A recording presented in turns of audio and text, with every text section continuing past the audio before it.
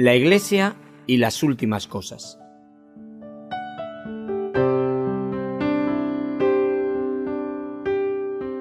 Un estudio expositivo sobre el fin de los tiempos a cargo del siervo de Dios, Loel Bruckner.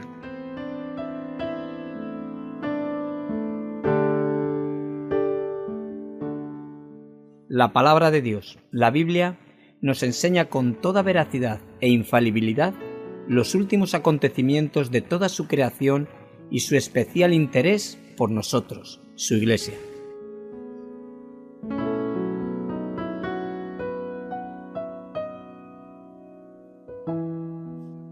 Entonces habrá señales en el sol, en la luna y en las estrellas, y en la tierra angustia de las gentes, confundidas a causa del bramido del mar y de las olas, desfalleciendo los hombres por el temor y por la expectación de las cosas que sobrevendrán en la tierra, porque las potencias de los cielos serán conmovidas. Entonces verán al Hijo del Hombre que vendrá en una nube con poder y gran gloria. Cuando estas cosas comiencen a suceder, erguíos y levantad vuestra cabeza, porque vuestra redención está cerca.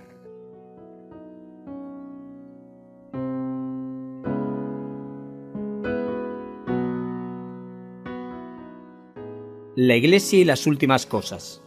En Luz a las Naciones, canal cristiano de comunicación, ponemos a tu disposición la palabra de Dios.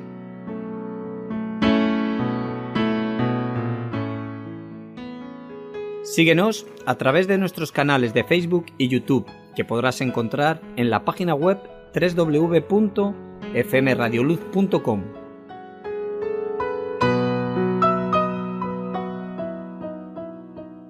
Si necesitas más información, los puedes llamar al teléfono gratuito 910 18 13. La Iglesia y las últimas cosas. Mas el fin de todas las cosas se acerca. Sed pues sobrios y velad en oración.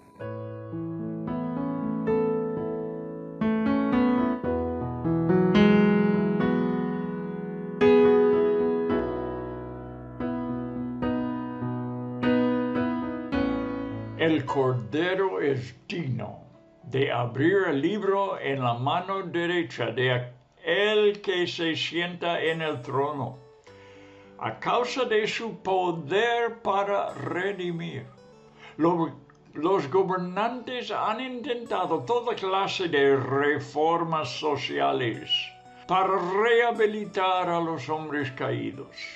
Grandes esfuerzos y sumas de dinero civilizan, educan y nos hacen sofisticados. Las Naciones Unidas se crearon para que la sociedad del mundo pudiese negociar, comunicarse y resolver sus diferencias. Con todo, los problemas del planeta van de mal en peor. Por lo tanto, ninguna fuente terrenal puede romper los sellos del libro de Dios. El cielo envió la respuesta a la tierra en forma de hombre, y sobre una cruz Él destruyó el poder del pecado suprimido y libera al prisionero. Su sangre puede limpiar lo más sucio. Su sangre me avala. En las palabras del gran compositor de himnos Charles Wesley. Él libera al hombre occidental de sí mismo para poder servir al Dios viviente. Él rompe las cadenas de la ignorancia pagana y los apetitos infernales, y trae al salvaje aborigen y al cazador de cabezas ante el trono de su Padre.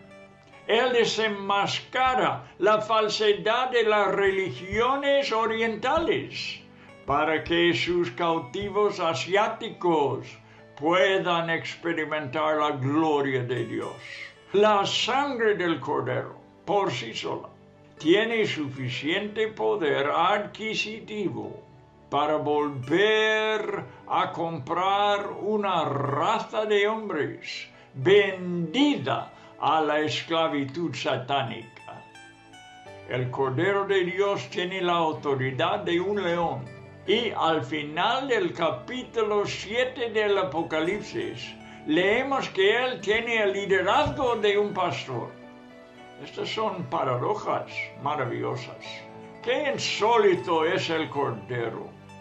Y podemos estar seguros de ello, porque aquellos que lo siguen, que distintos son de los demás, ello se debe a que son una posesión especial de Dios, separada del resto de la gente.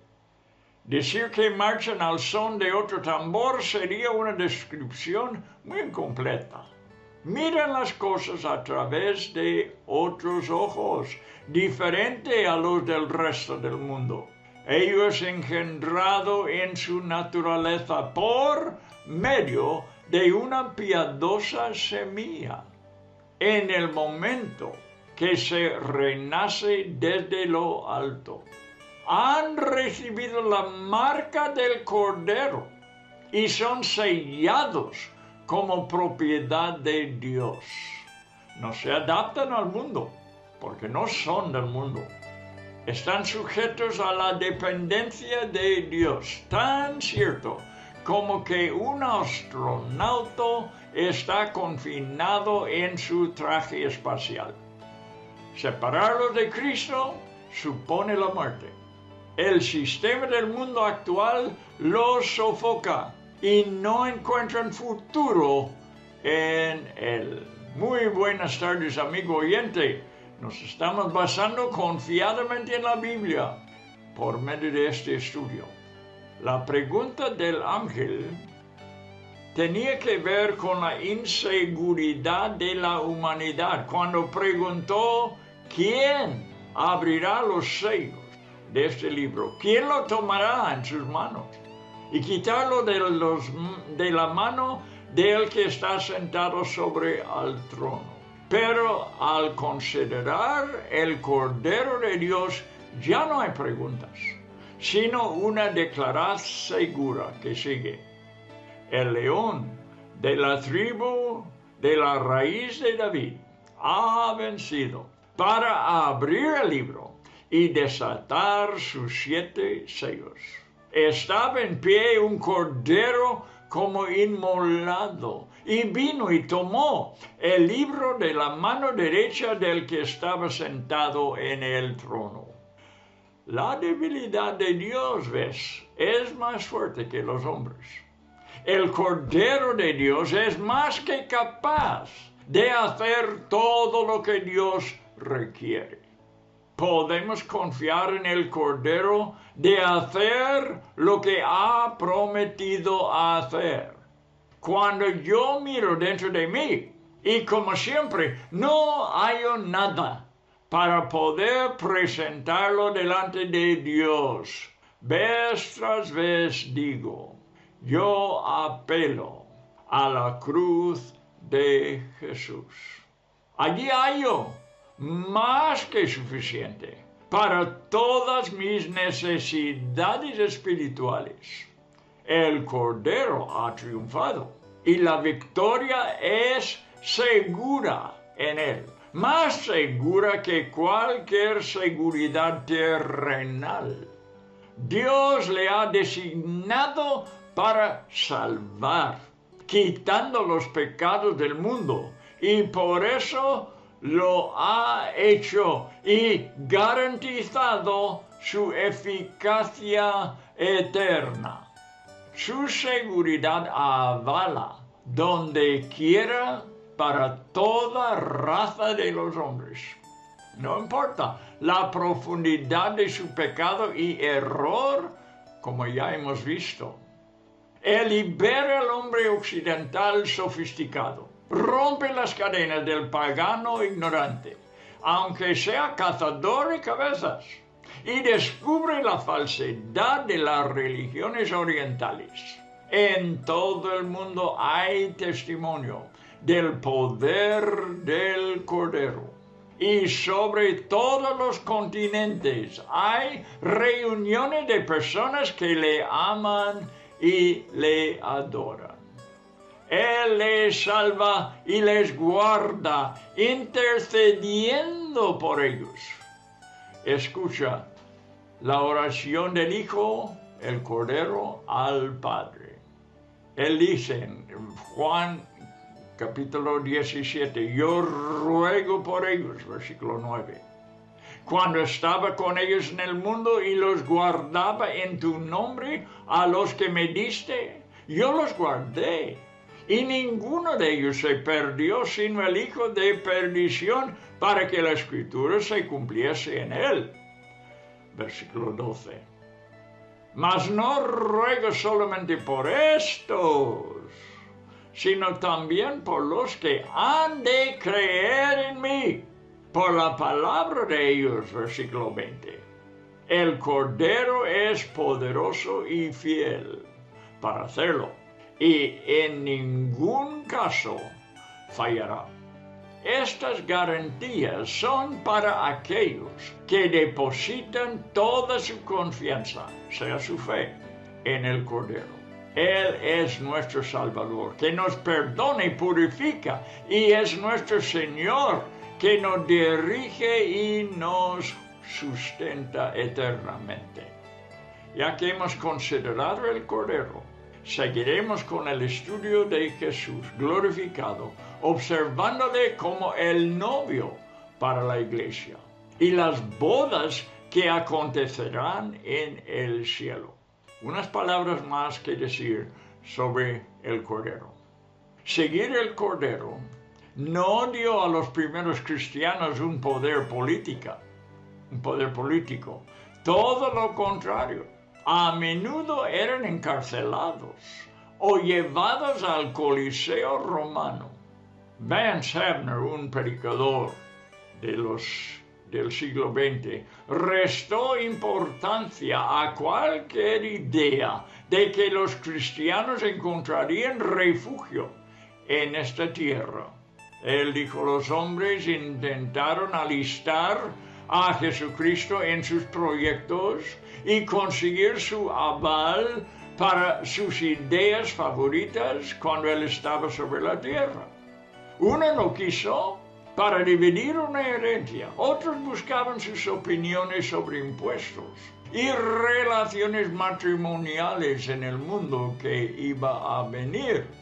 Jesús rehusó subirse a este carro.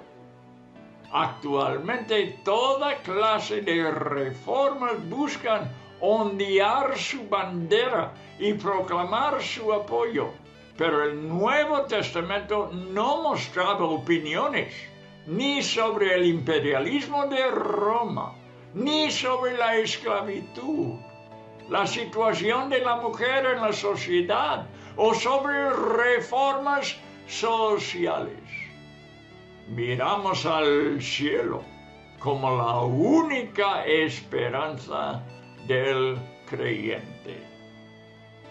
Los hipócritas, que se llaman cristianos algunos, pero cuya naturaleza está basada y confiado en los recursos terrenales, por eso son hipócritas, no son verdaderos cristianos y confían en este mundo.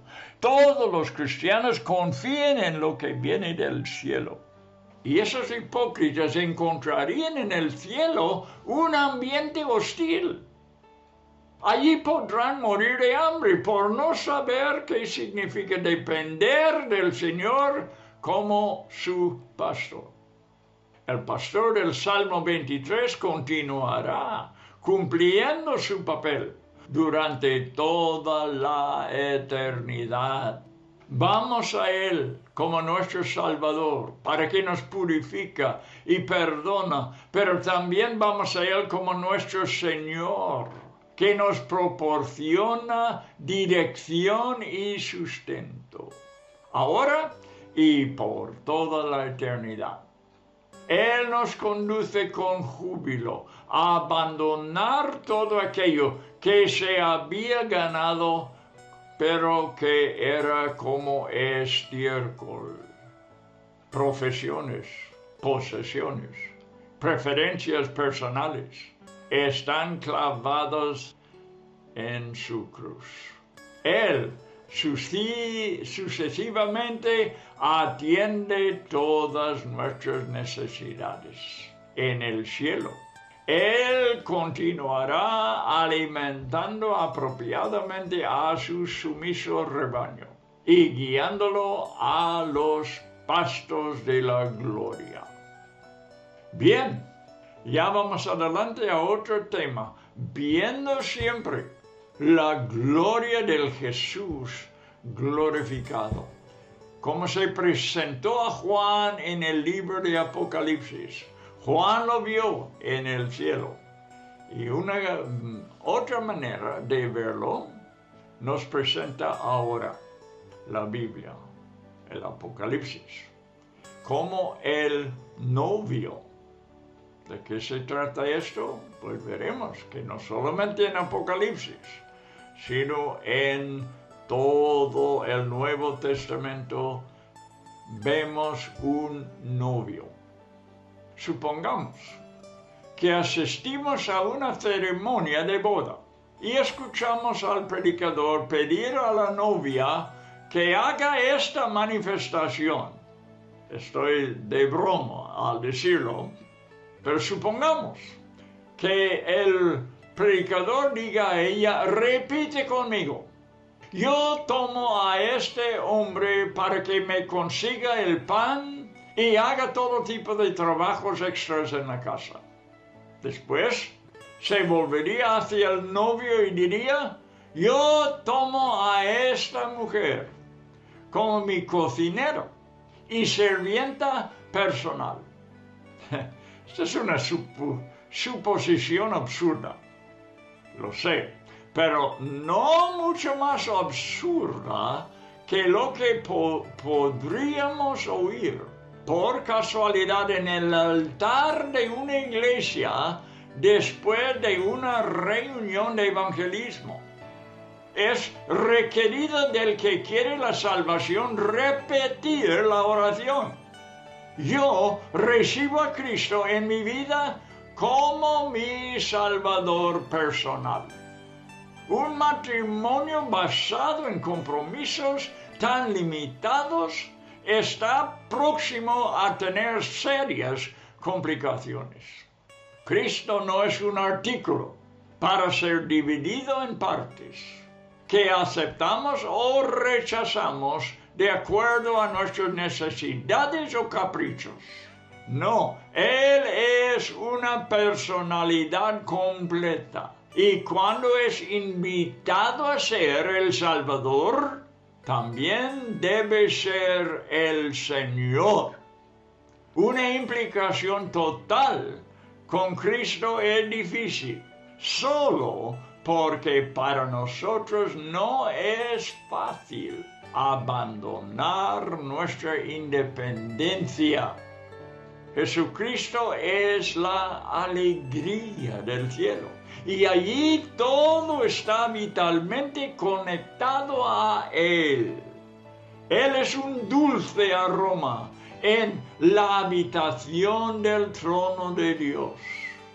El cielo no sería tal sin Él.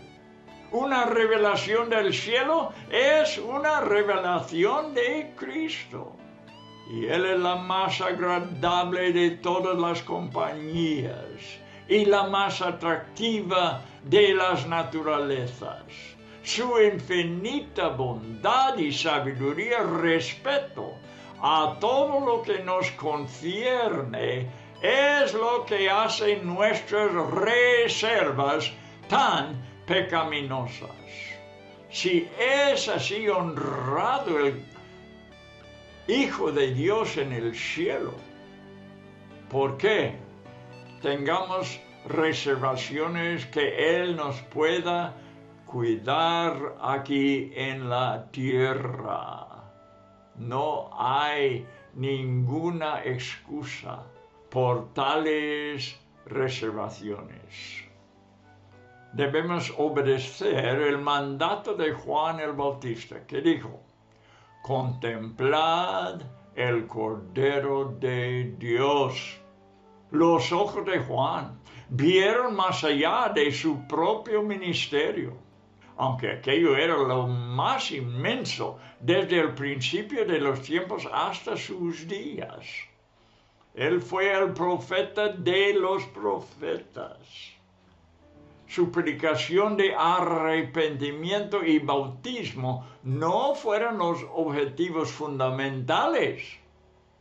De algún modo, al vagar Juan por el desierto, dirigió la mirada al novio celestial y todos sus deseos se centraron en él. Él no se consternó como hicieron sus discípulos cuando le dijeron, y todos vienen a él. Juan 3:26. Al contrario, el trabajo de Juan Bautista fue realizado gracias a la comprensión de que el que tiene esposo el que tiene esposa es el esposo. En Juan 3:29 lo dijo Juan. Juan no tenía necesidad de un testimonio mayor para el éxito de su propio ministerio. Sus multitudes disminuían mientras se incrementaban las de Jesús. Juan se deslizó en la oscuridad con gozo, como un verdadero amigo del novio.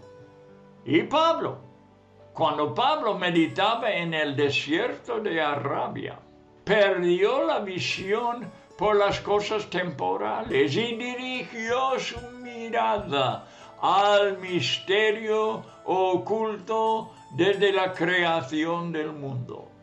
Esto hizo que olvidase sus ambiciones de convertirse en un gobernante de los judíos y volvió de aquel lugar lleno de entusiasmo hacia el propósito por el cual Dios lo había detenido en el camino a Damasco. La belleza de Cristo era sobresaliente y eclipsaba todo lo demás. Ninguna persecución ni peligro podía evitar que Pablo cumpliese la pasión de su corazón. El amor le obligaba a hacerlo. Él tuvo una visión de un matrimonio eterno y su único objetivo era, y él lo dijo de esta forma, desposar a los gentiles con un marido. Según de Corintios 11:2, lo puede leer ahí. Y siempre estoy recomendando esto. Cuando presentamos algunos textos de la Biblia, apuntarlo, para que después puedas tomar tiempo a estudiar estas cosas, para ver la seguridad bíblica tras todo lo que estamos diciendo. ¿Qué necesidad hay de seguir el generoso ejemplo de estos dos gigantes, Juan Bautista y San Pablo? Dos gigantes espirituales. El mejor concepto que podemos retener de Dios y de todo aquello que le concierne no es el de un reino, que a veces hablamos del reino de Dios, o un ejército de Dios, sino el de una familia. Todos los que estén dentro de ella son nacidos en Dios y piensan en los demás como hermanos y hermanas. Lo hacemos en este programa. Os consideramos, amigos, hermanos y hermanas, si están en Cristo, si están en su iglesia, si se han entregado a Él, si habéis entregado a Él. Jesús enseñó a sus discípulos a orar a su Padre Celestial. Él mismo es el querido Hijo de Dios. Y el Padre le está preparando una novia. Porque estamos hablando de una familia en el cielo. En el capítulo 19 de Apocalipsis, leemos acerca de una celebración que pronto tendrá lugar y que se llama las bodas del Cordero. Toda la historia apunta hacia este gran evento. Por esta razón, Dios creó al hombre a su imagen y semejanza desde un principio. Este era el propósito de Dios. Él lo había pensado antes del principio del tiempo, en la eternidad. Y ahora lo está llevando a cabo. Por esta razón llamó a Abraham.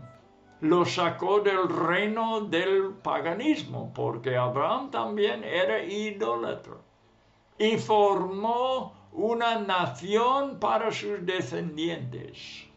Cristo nació en esa nación y sufrió las agonías de la cruz a causa del gozo que le producía lo que había de venir. Efesios 5:27 lo pronuncia, a fin de presentársela, que la novia, asimismo, una iglesia gloriosa que no tuviese mancha, ni arruga, ni cosa semejante, sino que fuese santa y sin mancha.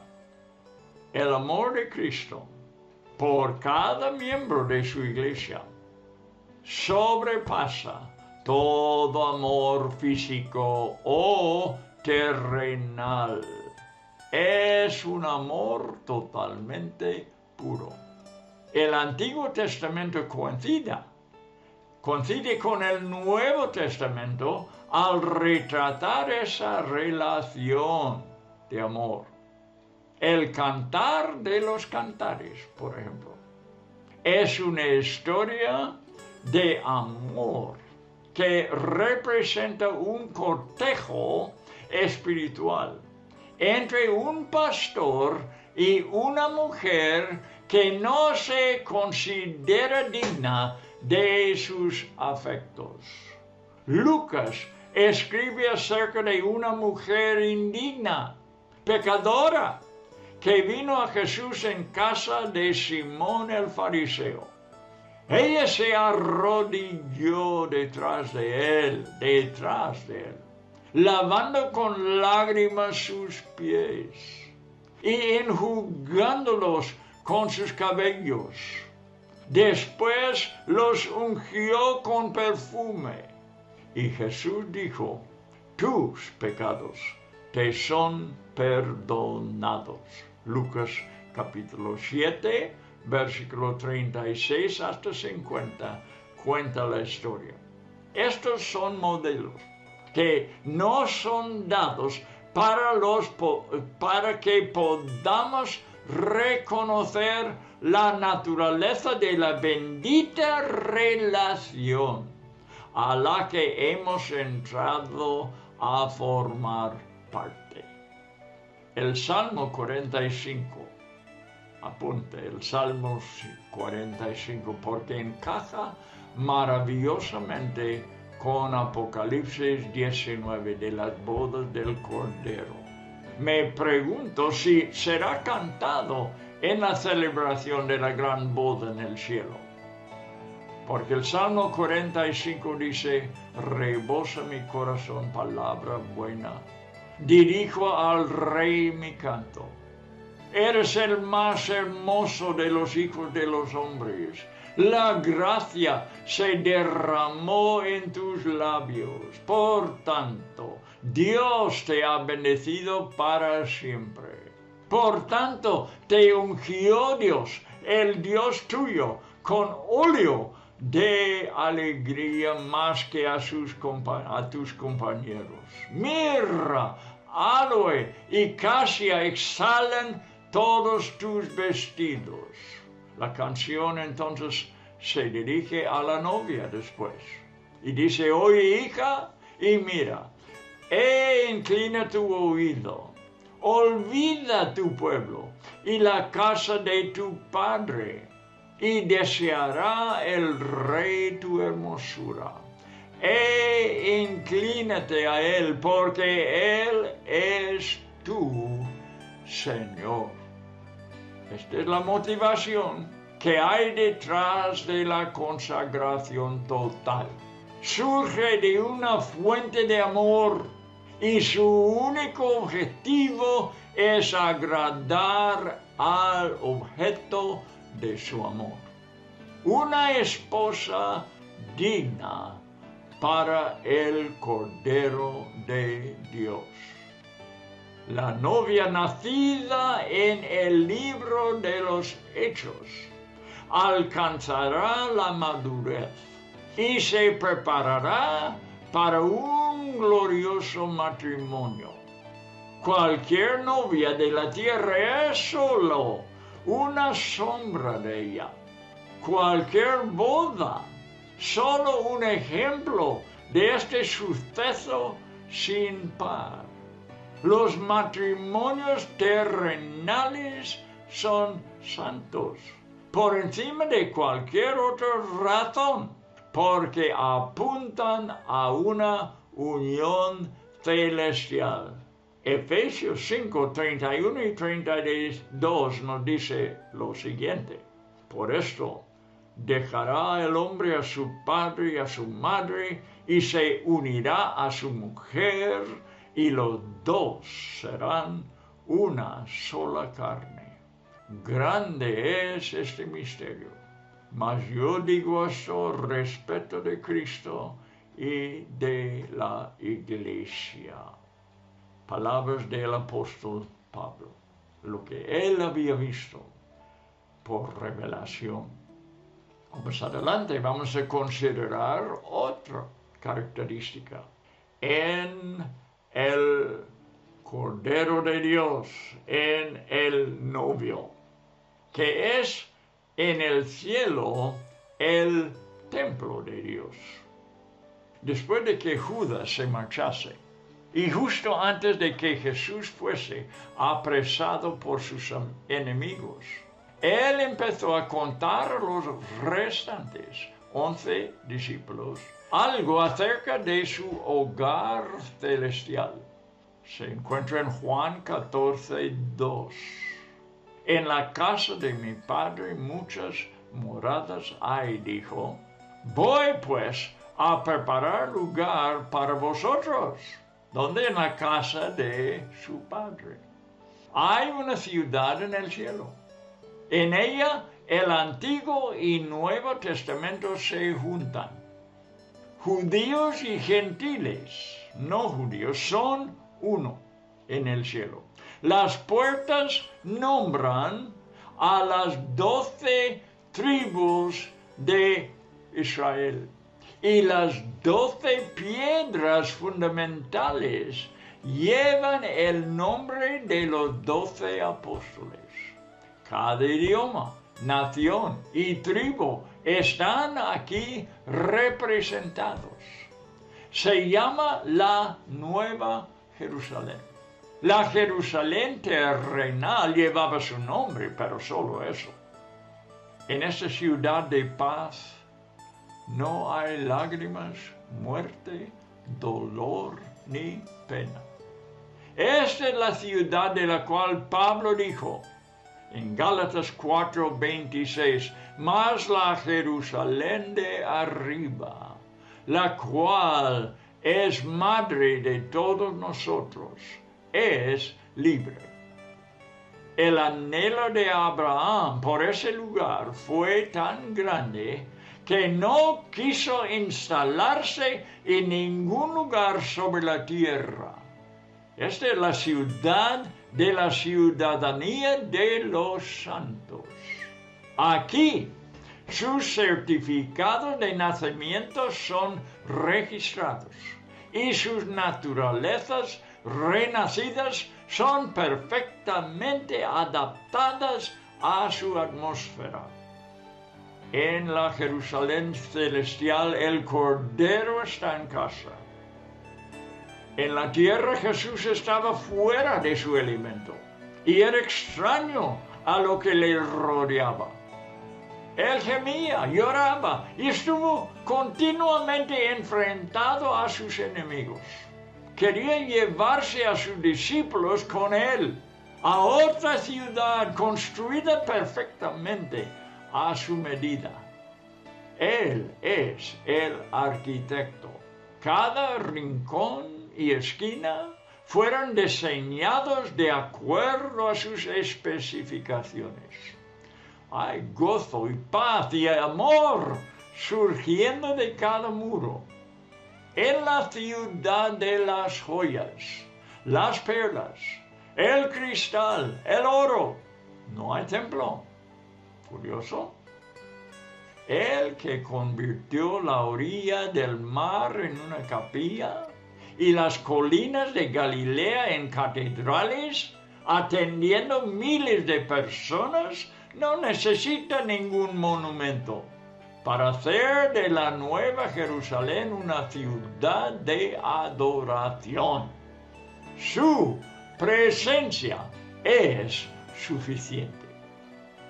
Apocalipsis 21, 22. Y no vi en ella templo, porque el Señor Dios Todopoderoso es el templo de ella y el Cordero. Estamos estudiando la gloria del Cordero, la gloria de Jesús de Nazaret, la gloria que tendrá eternamente desde que subió al trono de su Padre y se sentó. Desde entonces le vemos glorificado. Y en todo este libro de Apocalipsis es una revelación de Jesucristo. Y uno puede preguntar, pero hemos leído los evangelios y se reveló en Mateo, Marcos, Lucas y Juan. ¿Cómo que Apocalipsis es una revelación de Jesucristo? Sí, Señor. Sí, hermano. Sí, hermana. Porque es una nueva relación además de lo que tenemos en los evangelios. Es la revelación de Jesucristo glorificado. Al principio, cuando los hombres empezaron a clamar al nombre del Señor, empezó en Génesis, los altares fueron construidos con piedras sin tallar, una sobre otra. Moisés construyó un tabernáculo después de que le fuese mostrado un modelo en el monte Sinaí. Más tarde, Salomón siguió tal patrón para construir una magnífica estructura. Siglos más tarde, después de que Nabucodonosor hubo destruido el templo, los israelitas regresaron del cautiverio y lo reconstruyeron. La gente anciana, que recordaba la grandeza de Salomón, lloraba con pesar por la pobreza del templo reconstruido. El templo de Herodes en los tiempos de Cristo era impresionante, pero Jesús dijo que no se debería dejar piedra sobre piedra. En el año 70, 37 años después que Cristo fue crucificado y resucitó, el romano Tito cumplió esa profecía. Es obvio que esas construcciones fueron símbolos temporales que no tenían cabida en los planes de Dios. Cualquier cosa terrenal no es perfectamente de Dios.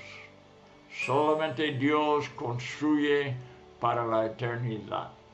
Es interesante regresar a los días de David y encontrar a Dios tan satisfecho en una tienda como en el colosal edificio que David esperaba construir. Léelo en 2 Samuel 7, 1 y 11. Dios confesando que nunca demandaba más que una tienda.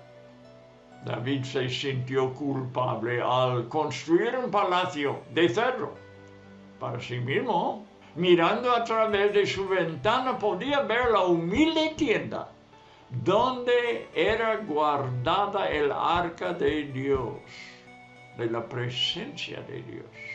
Refiriéndose al templo de los sueños de David, Esteban sobrecogió a los judíos con un hecho indiscutible. Hechos 7, 48 y 49, léelo. Si bien el Altísimo no habita en templos hechos de mano, como dice el profeta, el cielo es mi trono y la tierra es estrado de mis pies. ¿Qué casa me edificaréis? En el Antiguo Testamento Dios estableció el ejemplo que Jesús siguió en el Nuevo Testamento. Jesús no tenía un lugar fijo donde reposar su cabeza. Desde Belén hasta Gólgota no había lugar para él. Su reino no pudo ser observado y no era de este mundo. En su ministerio terrenal no estableció centros de mando. Fueron sitios adecuados para sus reuniones, la casa de Pedro, por ejemplo, las colinas, lugares en el desierto y el pórtico de Salomón. Nada hizo ver a los discípulos la necesidad de construir un edificio. El único lugar donde se estableció fue en los corazones de los hombres.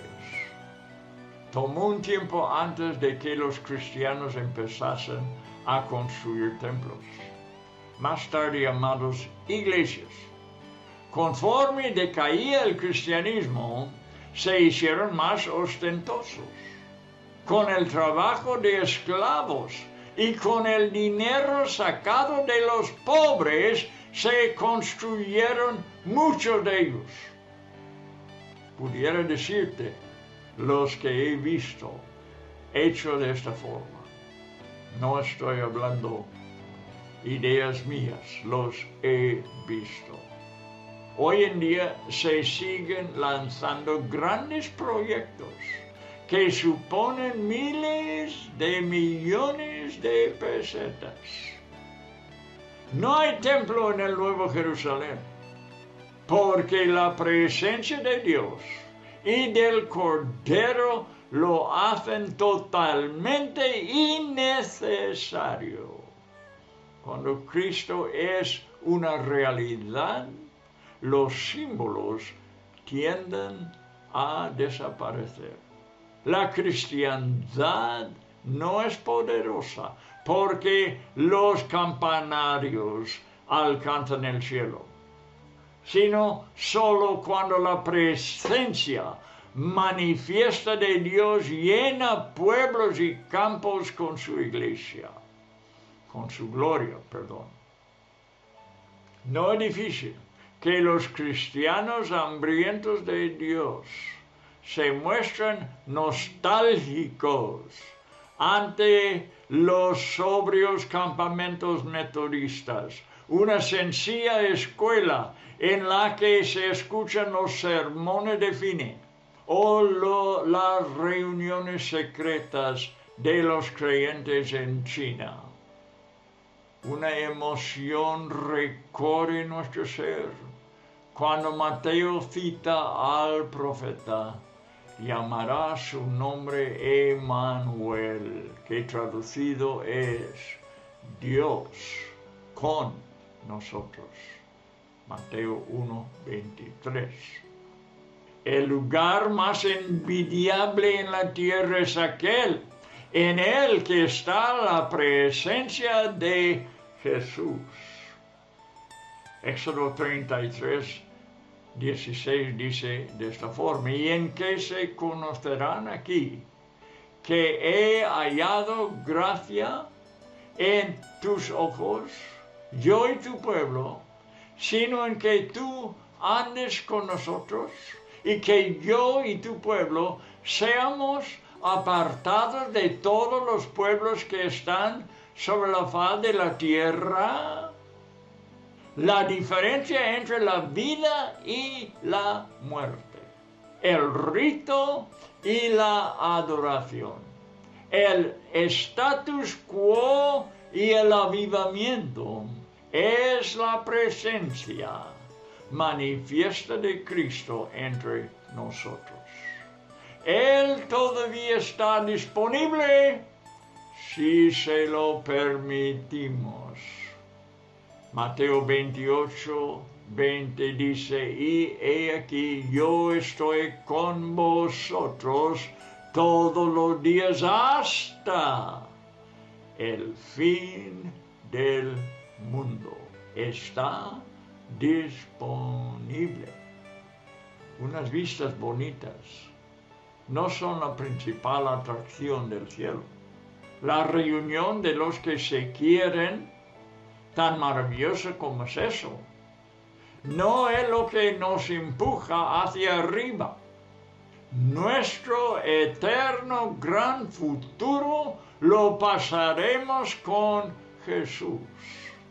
Él vendrá por nosotros y nos tomará para estar junto a Él para siempre. Apocalipsis 21:3. He aquí el tabernáculo de Dios con los hombres, y Él morará con ellos, y ellos serán su pueblo, y Dios mismo estará con ellos como su Dios. Todo lo demás que la eternidad ofrece es solo un suplemento.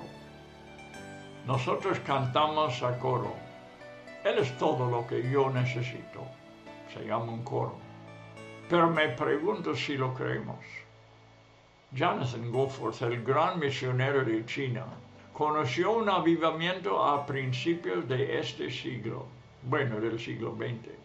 Él estuvo presente en una conferencia sobre las misiones y tenía que decir al respecto lo siguiente, escuchando lo que se decía ese día.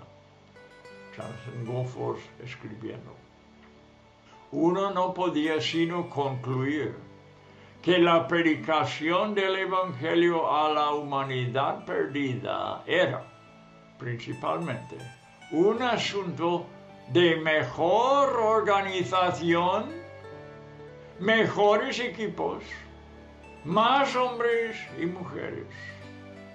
No faltaron síntomas claros de que unas cuantas chispas más habrían provocado una explosión, pero no. Destronar el ídolo de la autosuficiencia eclesiástica era, aparentemente, pagar un precio demasiado alto. ¿Y dónde estaba? En una convención misionera. Y si allí en una conferencia entre los misioneros no se halla un deseo y un énfasis en la presencia de Dios en las misiones, en las distintas países, naciones, en lo cual quieren sembrar el Evangelio, ¿quién lo va a presentar? Si los misioneros solo hablaban del Evangelio como un asunto de mejor organización, mejores equipos, más dinero, más hombres, más mujeres, ¿quién iba a enfatizar la presencia del Espíritu Santo en esos lugares donde iban a sembrar el Evangelio? Mi experiencia personal, el que te habla ahora, amigo mío y cristiano hermano mío, mi experiencia, y he sido misionero por muchos años, es que lo que falta en el evangelismo, sea en nuestro país o sea en las misiones en distintas partes del mundo, lo que hace falta son hombres y mujeres que saben ser dirigidos del Espíritu Santo. No es la falta de dinero, no es la falta de equipo, no es la falta de más personal, no es la falta de organización y métodos. No. Lo que hace falta más que todo en todo el mundo es gente que sabe ser dirigida por el Espíritu Santo de Dios. Hace mucha falta. Créemelo. Ahora, en el siguiente programa vamos a hablar de la parte quizás más importante de todo, del Cristo glorificado, que va a ser el yo soy. Jesús se representa como el yo soy. Lo hizo en el Evangelio de Juan capítulo 8, casi al terminar el capítulo. Él dijo que antes que Abraham fuese, yo soy. Él es. Esta es la característica más importante que vemos. Él es el yo soy. Vamos a hablar de esto en el siguiente programa.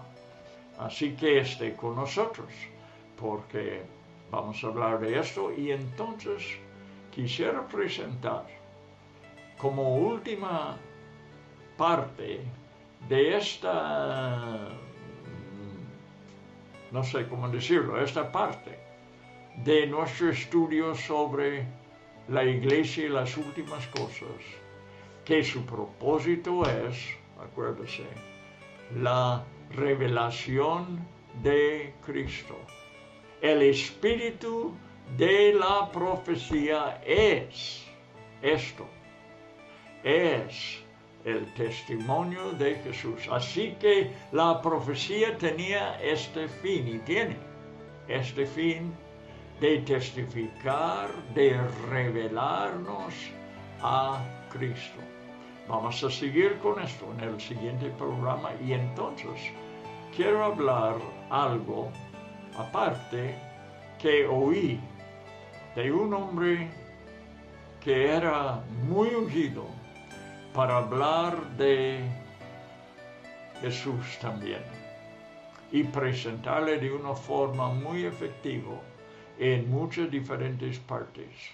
Era un hombre moreno que se llamaba S.M. Lockridge, y voy a citar varias cosas que él dijo cuando daba sus mensajes. Pues esto será en el siguiente programa.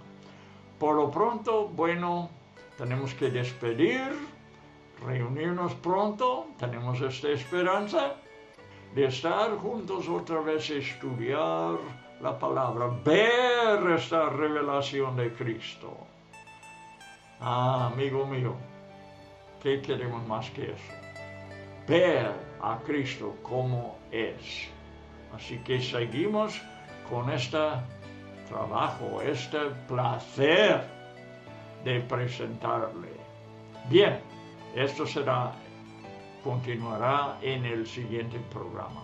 Y mientras, nuestro deseo siempre es que Dios os bendiga mucho en los siguientes días hasta que nos reunimos otra vez. Hasta entonces.